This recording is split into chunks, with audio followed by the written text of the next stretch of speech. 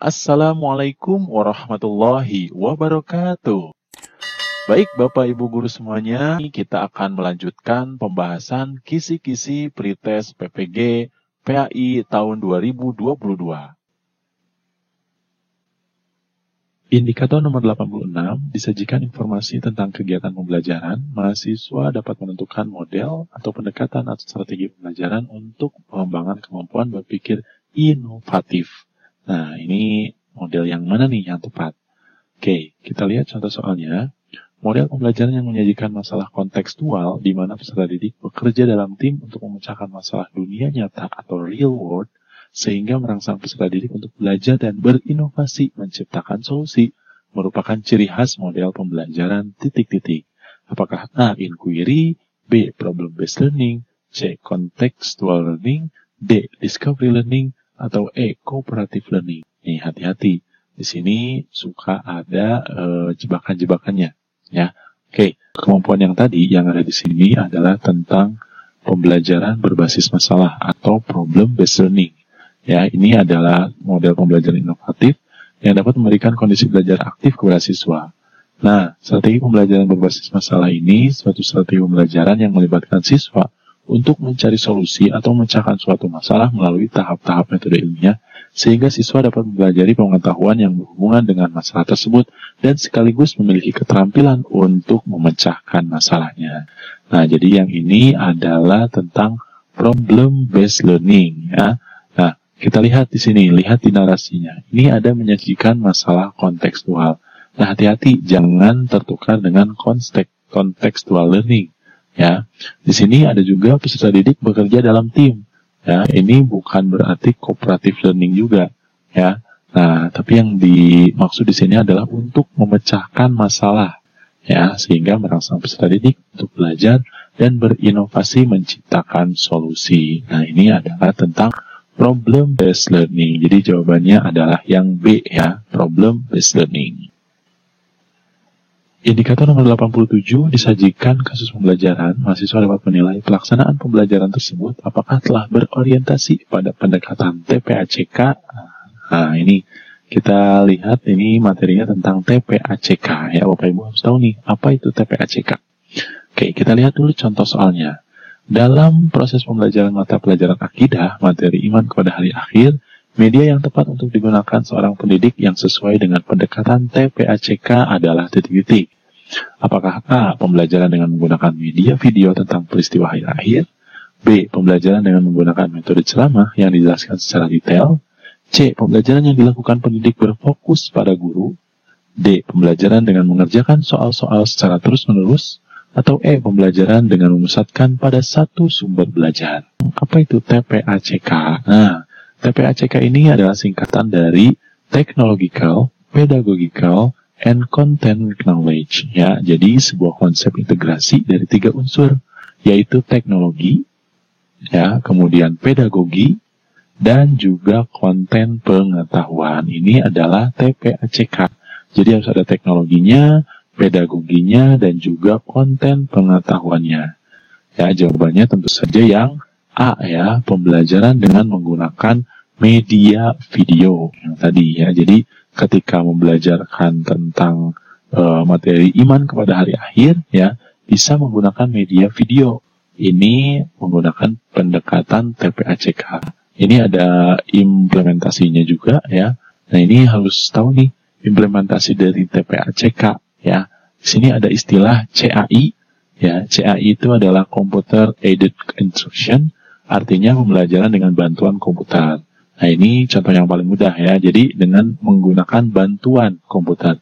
Ini adalah konsep dari CAI ya. Nah, ada juga implementasi TPACK ini yang agak rumit itu menggunakan CBI, yaitu Computer Based Instruction.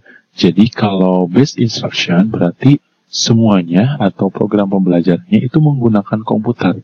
Ya, berbeda ya. Kalau CAI tadi pembelajarannya dibantu oleh komputer, kalau yang CBI ini pembelajarannya menggunakan komputer.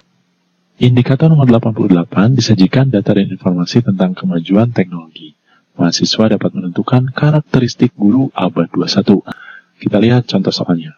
Berikut ini adalah pernyataan tentang karakteristik guru abad 21. Ada keterampilan berpikir kritis, komunikasi dan kolaborasi, melakukan penilaian secara subjektif, kemampuan menyelesaikan masalah, kreativitas, dan inovasi. Nah, pernyataan di atas yang sesuai dengan karakteristik guru abad 21 kecuali apakah A 1, 2, dan 4, B 2, 4, dan 5, C 1, 2, dan 3, D 1, 4, dan 5, atau E 1, 2, dan 5. Nah, di sini sudah ada jawabannya ya. Nah, ini sudah tahu nih jawabannya Bapak Ibu.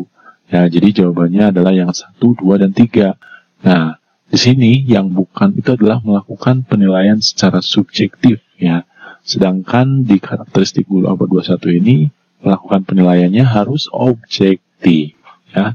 Oke, kita akan coba bahas terlebih dahulu kemampuan berpikir kritis ya, kemudian menyelesaikan masalah, kemudian ada kemampuan komunikasi, kolaborasi ya. Harus kreativitas dan inovasi juga sama ya.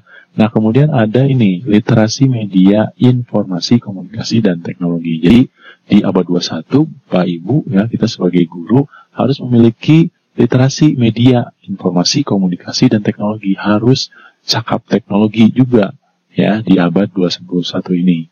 Nah, ini untuk karakteristik guru abad 21 ada lifelong learner, artinya pembelajar seumur hidup. Kreatif dan inovatif, mengoptimalkan teknologi, harus reflektif, ya, yaitu guru yang mampu menggunakan penilaian hasil belajar untuk meningkatkan kualitas mengajarnya. Kemudian harus kolaboratif juga, menerapkan student center, dan menerapkan pendekatan diferensiasi. Artinya, guru harus mendesain kelas ini berdasarkan gaya belajar siswa. Ya, pengelompokan siswa dalam kelas juga berdasarkan minat serta kemampuannya. Nah, ini karakteristik guru abad 21. Indikator nomor 89 disajikan beberapa contoh materi pokok dan bahan ajar. Mahasiswa dapat menyusun materi ajar berdasarkan struktur pengetahuan faktual, konseptual, prosedural, dan metakognitif. Bagaimana contoh soalnya? Kita lihat, di sini Bu Aziza akan mengajar kelas 4 semester 1 di pelajaran 1, kemudian dalam RPP-nya menyajikan materi tentang Al-Quran Surat Al-Falaq waktu subuh. Nah, ini Rasulullah sering membaca surat ini terutama ketika dalam perjalanan agar selalu terpelihara dari kejahatan. Dalam Quran Surat Al-Falaq ini Allah Subhanahu Wa Taala memerintahkan Nabi Muhammad agar mengatakan aku berlindung pada Tuhan yang menguasai subuh. Maksudnya Allah memerintahkan kepada Nabi dan umatnya selalu berlindung pada Tuhan agar terpelihara dari kejahatan. Materi yang disajikan Bu Aziza ini termasuk kategori yang mana? Nah, apakah A, fakta, konsep, prosedur, metakognitif, atau prinsip? Ini ada beberapa langkah-langkah. Yang pertama, identifikasi dulu standar kompetensi atau kompetensi inti dan kompetensi dasarnya. Kemudian identifikasi jenis-jenis materi ajar yang menekankan aspek intelektual seperti pengetahuan, pengertian, dan keterampilan berpikir. Kemudian menentukan jenis materi sesuai dengan standar kompetensi atau kompetensi inti dan kompetensi dasarnya, dengan cara membuat pertanyaan yang berkaitan dengan kompetensi dasar. Kemudian memilih sumber bahan ajar. Ya, sumber belajar adalah sesuatu yang dapat digunakan untuk belajar, yakni dengan berupa orang, benda, pesan, bahan, teknik, dan latar. Nah, ini untuk langkah-langkah menyusun materi ajar. Jadi harus disesuaikan dengan kompetensi ajarnya. Jangan sampai materi ajar ini di luar dari kompetensi dasar yang akan diajarkan. Kemudian, selain mengetahui tentang menyusun materi ajar, kita juga harus tahu tentang struktur pengetahuan. Struktur pengetahuannya itu ada ini ya, ada pengetahuan faktual, konseptual, prosedural, dan metakognitif. Apa itu? Faktual itu adalah pengetahuan teknologi atau pengetahuan detail yang spesifik dan elemen. Jadi contoh fakta bisa berupa kejadian atau peristiwa yang dapat dilihat. Nah, ini adalah pengetahuan faktual. Jadi yang fakta yang terjadi, peristiwa yang dapat dilihat, didengar, dibaca, atau diraba. Seperti perangan pada zaman Nabi, kemudian bukti-bukti masuknya Islam, kemudian tadi ya, di contoh soal, ya, ini adalah tentang pengetahuan faktual, ya. Jawabannya adalah yang A nih, pengetahuan tentang fakta, tentang faktual. Jadi, materi ajar yang tadi oleh Bu Azizah tadi, ya, ini di sini contohnya, Rasulullah Nabi Muhammad SAW itu mengatakan, aku berlindung pada Tuhan yang menguasai subuh. Nah, kemudian di sini ada juga Rasulullah SAW sering membaca surah ini, terutama ketika dalam perjalanan agar selalu terpelihara dari kejahatan. Nah, ini adalah struktur pengetahuan faktual, ya, atau yang berupa fakta-fakta.